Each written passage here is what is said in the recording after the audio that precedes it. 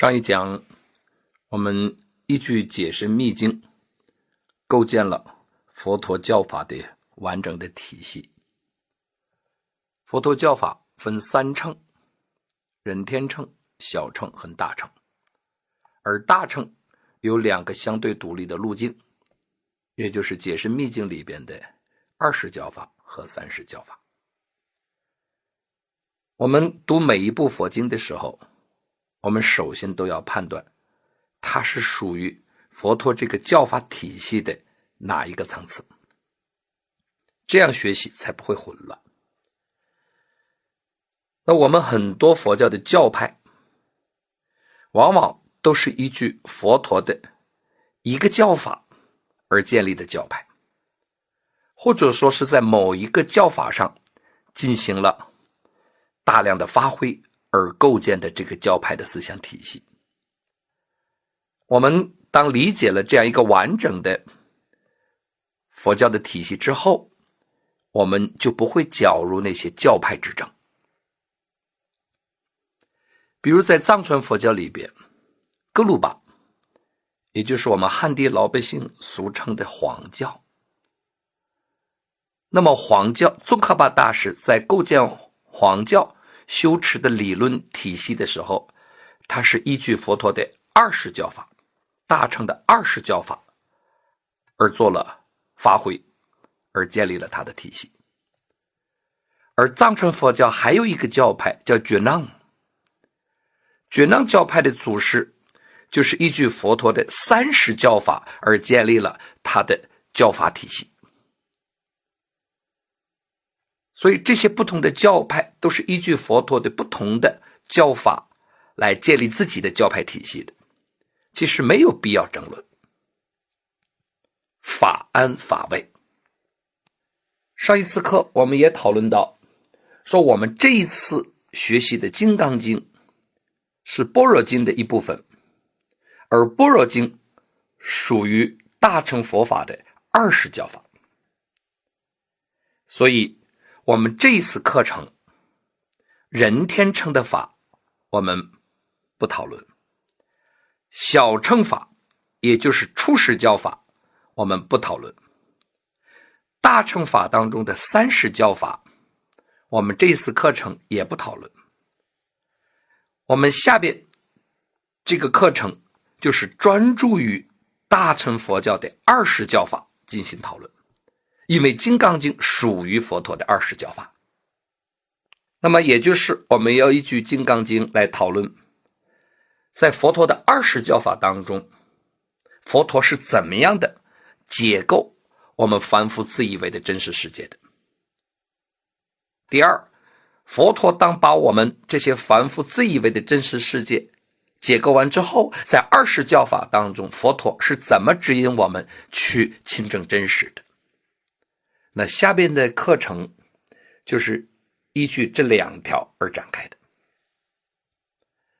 这2条重头戏是第一条，也就是我们学习《金刚经》，也就是重要的学习佛陀20教法是怎么样的在理论上跟修正上在解构我们凡夫自以为的真实世界，让我们通过《金刚经》的学习与修正，能够达到观一切有为法如梦幻泡影，如露如电。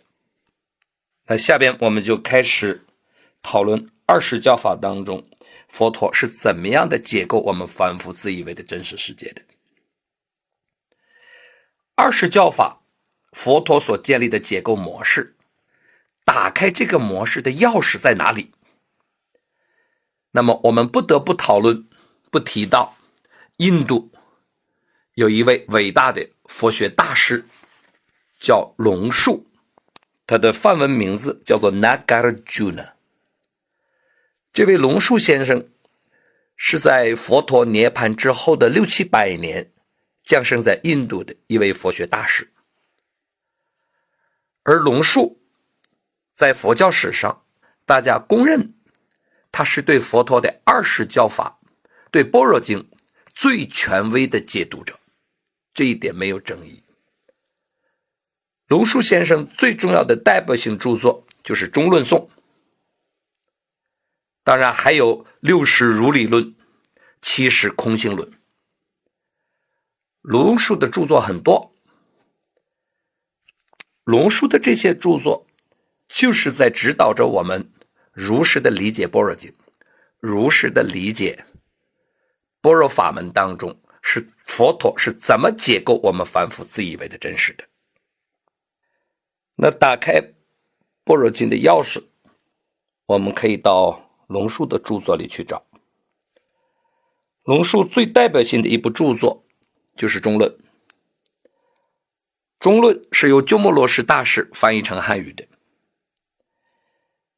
那我们看中论的第24品，也叫做观四谛品。在这一品当中有两个非常重要的颂字，就是这一品的第8颂和第9颂。先看第8颂，鸠摩罗什大师是这样翻译的：诸佛依二谛为众生说法，一以世俗谛，二第一谛。这是第8颂。也就是在这第8颂当中，龙树说佛陀为众生的说法，它是依据一个二谛的模式而宣说的。二谛，谛就是言字旁的这个谛，就是道理。二谛就是两条道理。那么这两条道理是什么呢？一个就叫做世俗谛，另一个鸠摩罗什大师翻成第一谛。其实我们更多时候呢，我们叫胜义谛。胜就是胜利的胜，义就是主义的义，胜义谛。好，这是第8颂。我们看第9颂，鸠摩罗什是这样翻译的：若人不能知分别于二谛，则于深佛法不知真实义。那这第9颂的意思是什么？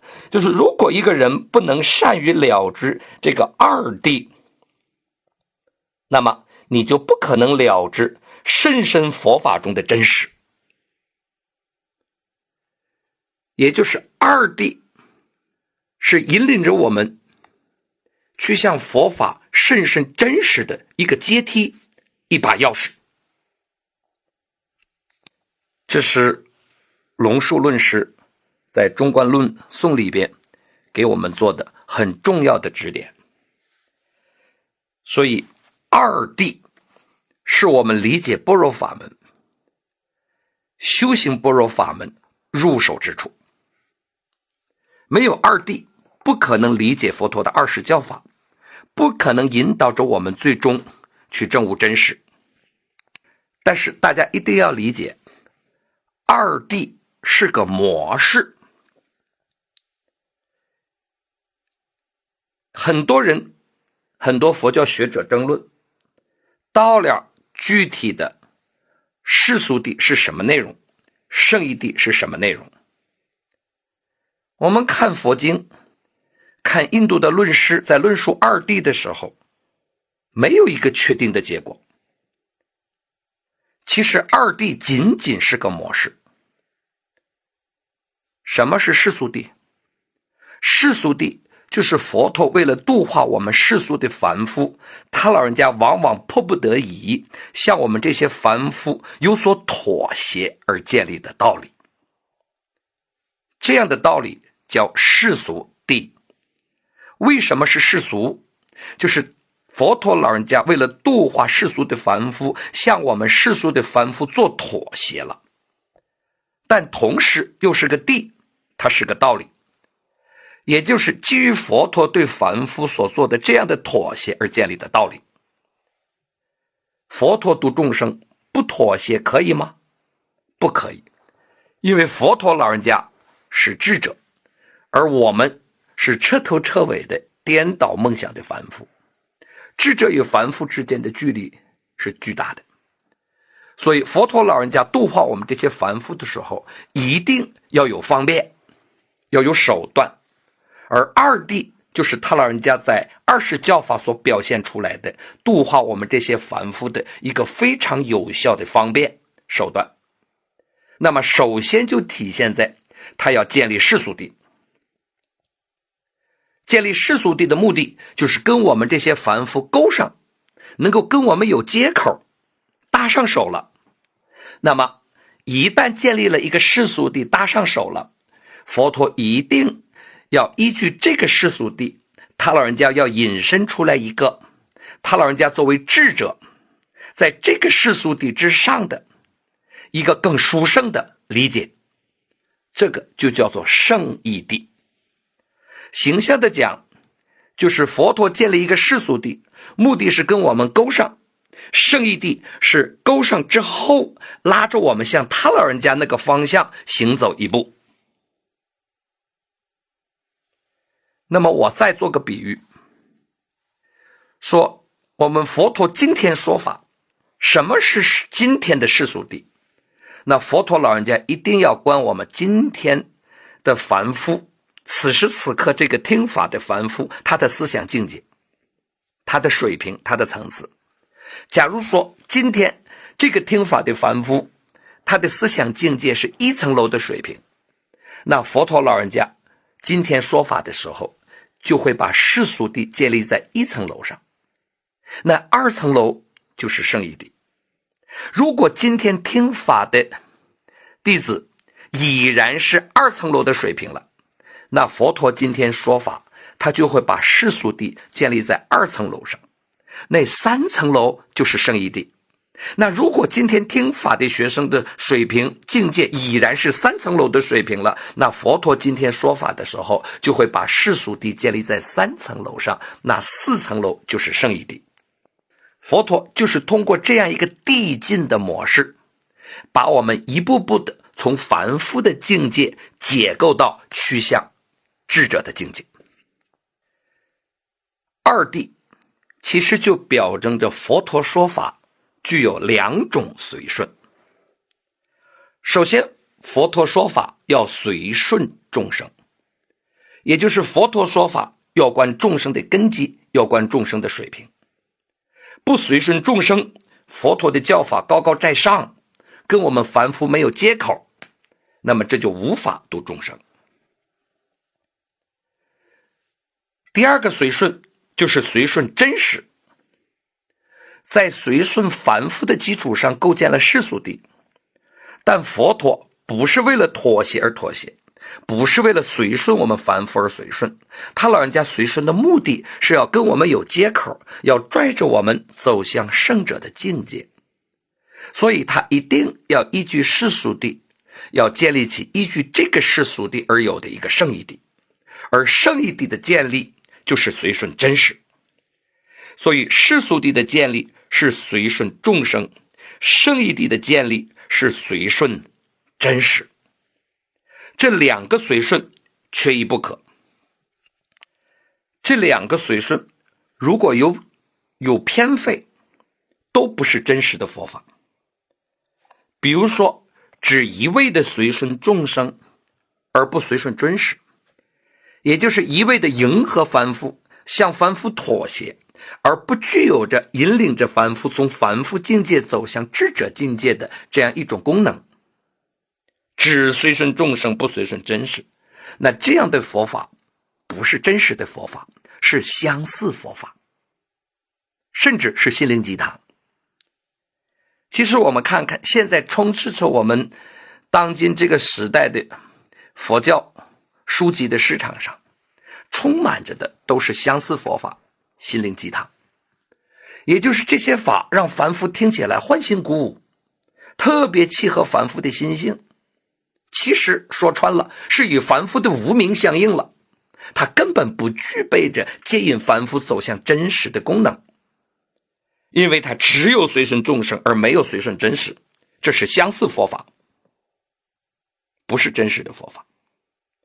如果反过来只一味的追求随顺真实，而忘记了众生的现实水平，缺少了随顺众生这一面，那么你所说的法，第一高高在上，无法度众生；第二，还会引起众生的误解。众生误解了，他就要怀疑，甚至要诽谤。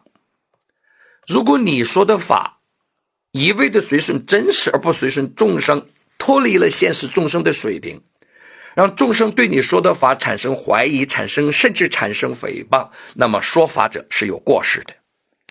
所以佛陀教法是两个随顺，随顺众生与随顺真实，哪一面都不能偏废。而佛陀在20教法当中所建立的这个二谛的模式，就是随顺众生与随顺真实的一个非常巧妙完美的体现。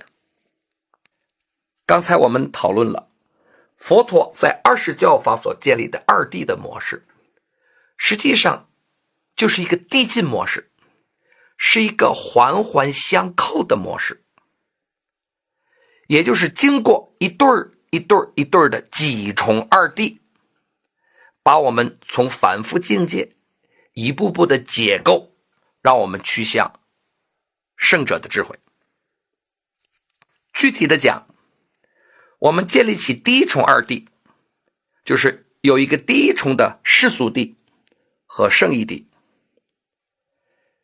那么在建立第二重二谛的时候，你会发现第一重二谛的圣义谛其实就会成为第二重二谛的世俗谛。在构建第三重二谛的时候，第二重二谛的圣义谛就会成为第三重二谛的世俗谛。所以重重二谛是环环相扣，就是这样一步一步的把我们从凡夫的境界引向智者的境界。那么二谛是一个模式，它是一步一步的递进解构我们凡夫的模式。那么我们构建几重二谛是相对合理的呢？那么佛教有一部非常重要的论点叫瑜伽师地论。瑜伽师地论第64卷里边有四俗一真，玄奘大师柔译的一部非常重要的论点叫成唯识论。成唯识论第9卷有4重圣义。所以你看，在印度的这些论师，他们在构建解构凡夫自以为的真实的时候，他的解构模式往往是建立4重模式。佛教传到中国，在中国佛教里有一个三论宗。三论就是一部3部论点而建立的宗派。这3部论点就是龙树的中论、12本论和龙树的弟子提婆的百论。这三论宗就是我们汉传佛教当中最试图来传达般若经真实法义的宗派。那么在三论宗当中有一个大祖师叫吉藏。吉藏大师讲二谛的时候，他把二谛构建成4重二谛。所以大家看，印度的祖师跟中国的佛教祖师都试图建立4重二谛。那么我们今天效仿古师，效仿这些古德，我们也把二谛构建成4重二谛。也就是经过4重二谛，佛陀把我们一个凡夫见解解构到趋向智者的境界。